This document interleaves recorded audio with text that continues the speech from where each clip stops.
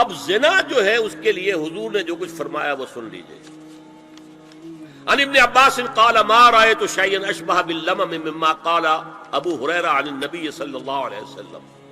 حضور کی حدیث ہے ان اللہ كتب على ابن آدم حظه من الزنا ادرک ذلک لا محالہ. اللہ تعالیٰ نے ہر انسان کا زنا میں ایک حصہ لکھ دیا ہے جو اس کو پہنچ کر رہے گا. فزنا العین النظر، آنکھوں کا زنا ہے نامحرم عورت کو دیکھنا، یہ بھی زنا ہے. اگر زنا کو روکنا ہے تو یہاں پر بھی قدغن لگے گی. ایک جگہ آیا ہے حدیث میں النظر سہم، یہ تیر ہے. یہ نظر جو ہے نگاہوں کے تیر، یہ تو آپ شاعری کے اندر بھی اور گانوں کے اندر بھی نگاہوں کے تیر سنتے ہیں کہ نہیں سنتے؟ النظر سہم، یہ تیر ہے. وزن اللسان النطق یا منطق، زبان کا زنا ہے کسی عورت سے گفتگو کر کے چٹخارے لینا. عورت کی آواز میں بھی ایک لوچ ہے، حسن ہے. اللہ تعالیٰ نے اسے سراپا ایسا بنایا ہے کہ مرد کے لیے اس کی ہر شے کے اندر اٹریکشن ہے، اس کی آواز میں اٹریکشن ہے. والنفس تمنا و تشتہی، اور باقی رہ گیا نفس، وہ تمنا کرتا ہے کہ اب میں اس سے آگے بھی بڑھوں اور زنا بھی کر لوں. والفرج یصدق ذلک کلہ اور یکذب، لیکن یہ ہو بھی سکتا ہے نہیں بھی ہوتا، لیکن یہ زنا تو کر چکا نا. کان کا زنا اس نے کر لیا، آنکھ کا زنا اس نے کر لیا، زبان کا زنا اس نے کر لیا. اس کو زنا کی تعریف ملا ہے. ایک اور روایت ہے جو مسلم میں ہے، عن ابی ہریرہ کتب علی ابن آدم نصیبہ من الزنا مدرک ذلک لا محالہ فالعینان زناہما النظر والاذنان زناہما الاستماع واللسان زناہما الکلام والید زناہا البطش والرجز زناہا الخطأ والقلب یہوی وتمنا.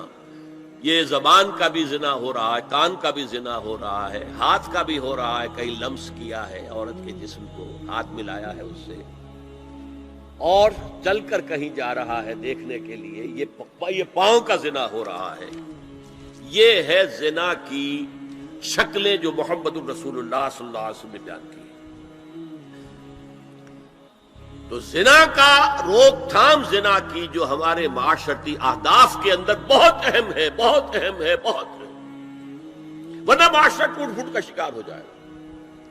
میاں بیوی میں اعتماد نہیں ہے، بے اعتمادی کی فضا میں اولاد جو پلے گی اس کی منفی نفسیات ہوں گی، کبھی مثبت نفسیات نہیں ہو سکتی. والدین میں محبت ہے، آپس میں اعتماد ہے، تو ایک دوسرے پر اعتماد ہے، ایک دوسرے کا لحاظ ہے، ایک دوسرے کی دلجوئی ہے، ایک دوسرے کی مدد ہے. یہ ساری چیزیں جو ہے وہ ایک فضا پیدا کرتی ہے گھر کے اندر. وہ ایک نارمل، ایک صحت مند فضا جس میں کہ نئی نسل پروان چڑھے گی تو وہ ایک پازیٹیو اور مثبت نفسیات لے کر پیدا ہو. اچھا، اور دیکھیے اس میں کیا کیا کچھ حضور کی طرف سے آئی ہے. حضرت جابر ابن عبداللہ فرماتے ہیں من کان یؤمن باللہ والیوم الآخر فلا یخلون بامرأۃ لیس معها ذو محرم فإن ثالثہما الشیطان. رواہ احمد. دیکھو، جو شخص بھی اللہ پر اور یوم آخر پر ایمان رکھتا ہو وہ کبھی کسی اجنبی عورت کے ساتھ خلوت میں نہ رہے، ملاقات نہ کرے جس کے ساتھ کہ اس کا کوئی محرم شامل نہ ہو.